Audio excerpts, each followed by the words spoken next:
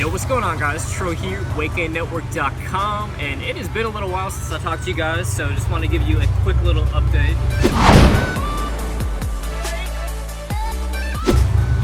Number one, I hit a 450-pound deadlift for the first time. Not that that's like super impressive, but I'm not naturally that strong. And I know when I just first started deadlifting, I was probably at like 220, so that is definitely an accomplishment for me. And dressed as Patrick Bateman from American Psycho for Halloween, so a fun little costume I put together last minute. And now I find myself at Chipotle in the middle of bulking season. So I've had a rough couple of last days. I was trying to like adjust my sleep schedule, and I was trying to get up super early, and I actually lost a couple pounds just for my body, I think, being a little more tired since I've been getting up at like 5 a.m. So I'm trying to replenish my calories here, and I'm gonna show you guys what I get here at Chipotle for bulking season. This is, I gotta put a name for this guy here. This is like the crazy Komodo Dragon Bowl. So what I do here is I get brown rice, and I get extra brown rice, and then I get double meat, of course, but I get steak and barbacoa, so it's like half and half steak and barbacoa. And then I do 2 scoops of mild salsa, 2 scoops of corn, a little bit of lettuce, and then a side of guac. And then I also get a tortilla on the side, kind of make a little mini burrito slash burrito bowl. So got my meal queued up. But today, what I want to talk about, and I think it's pretty fitting because I'm at Chipotle, is I want to talk about, I know a lot of you guys, you're doing some sort of a bulk right now, whether it be a lean bulk, a dirty bulk, and I kind of want to contrast the pros and the cons of a lean bulk. A lean, we'll say lean bulk, clean bulk, eating really healthy foods but you're still in calorie surplus, versus a dirty bulk where you're still in a calorie surplus but you're just eating a bunch of junk food. And there's some pros and cons to both, and I think it'd be really interesting because I know typically November, December, January, those are the 3 biggest months for bulking where you don't really care about being too lean. And I know for me personally, it kind of feels weird not to be at like 8-9% body fat. I've been really trying to make a concerted effort to bring up some weak points, really working on like my bicep peak.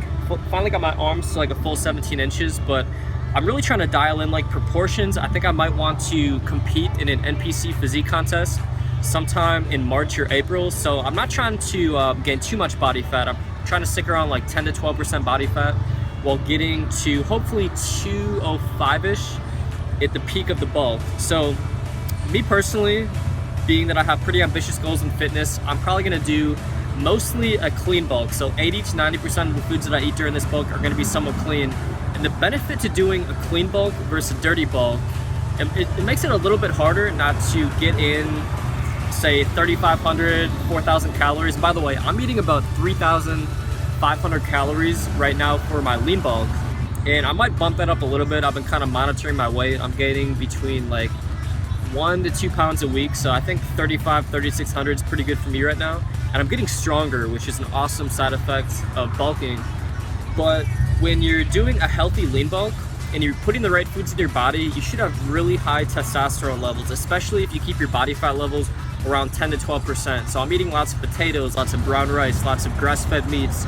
I'm even throwing in lots of vegetables, and it seems kind of counterintuitive to eat a lot of, say, broccoli, cabbage, and celery, but I literally like studied the list of the top 30 foods that increase your testosterone levels, and I try to incorporate a lot of them, and I've just been trying to really get smart with eating the right foods at the right time. So even this little thing that I read, how if you eat broccoli, there's a compound in broccoli, it's like broccoli, cauliflower, and cabbage, that actually decreases the estrogen in your body. And like lowering estrogen, breaking shit around here, lowering your estrogen is one of the best things as far as not only increasing your testosterone, but it's having more energy and just feeling stronger in the gym. So it's not even all about increasing your testosterone, it's doing little things that are going to lower your estrogen. So I really try to stay away from a lot of processed foods and artificial flavors and a lot of artificial sweeteners during bulking season, because I want to do everything in my power, especially being 100% all natural, being a naturally skinny guy. I want to do everything in my power that's going to help me increase my hormones, increase my energy levels. So a few things that I stay away from during bulking season are dairy foods that aren't organic, a lot of refined sugar. So I don't binge out on a lot of different sweets. I try to just get a lot of my calories from whole foods. So I've been, like I said, killing the potatoes, killing the rice, killing avocados and olive oil and healthy fats. I would say that the easiest way to increase your calories from say 2,500 to 4,000 is just eat a lot more healthy fats. Like eat a couple scoops of almond butter every day, add a couple tablespoons of olive oil to all your meals, eat more like 90% beef has a lot of fat in it, throw some hemp seeds and chia seeds on your meals, throw some coconut oil in. Always get that guac on the side at Chipotle. So many different ways to get in fat, and fat's 9 calories a gram, so it makes it really easy to stay on point. But contrasting that, now if you're a dirty bulking kind of dude, and dirty bulking can be beneficial, and the only time I think I would ever recommend dirty bulking is if you are, say, 120 pounds, you've only been in the gym for a year or two, you just are so skinny that you almost look unhealthy, and you just need to eat 4,000, 5,000 calories, and you haven't really built up the appetite to, say, do it like on a clean bulk. I think that adding in some unhealthy foods definitely makes it easier to get to, say, 4,000 calories if you don't have a really big appetite. But if you're crushing weights in the gym, you should have no problem getting to 3,500 to 4,000 calories on a somewhat clean bulk. So the biggest negative side effect to doing a dirty bulk is your energy levels.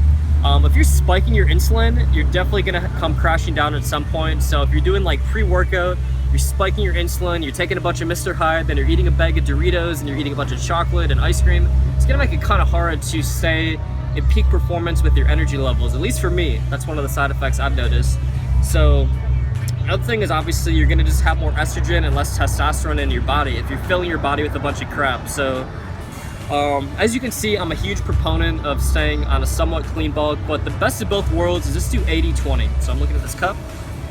I see the 80% right there, and that is the golden rule of thumb. 80% clean, 20% dirty, and if you guys are relatively young, you should have a lot of success and still keep your energy levels and your hormone levels on point, following the 80-20 rule. So anyways guys, I'm absolutely starving. I've been staring at this Chipotle bowl, and let me know also what type of content you want to see in some future videos. So I know we got some like athlete training videos. I want to share some NBA, NFL athlete training tips with you guys. We've got a lot of exciting stuff on the way, so I'll be busy during the winter months and bulking season giving you guys some awesome content. And in the meantime, if you are looking for more information on how to bulk up and gain lean muscle mass, head on over to weightgainmethod.com. See you soon, guys.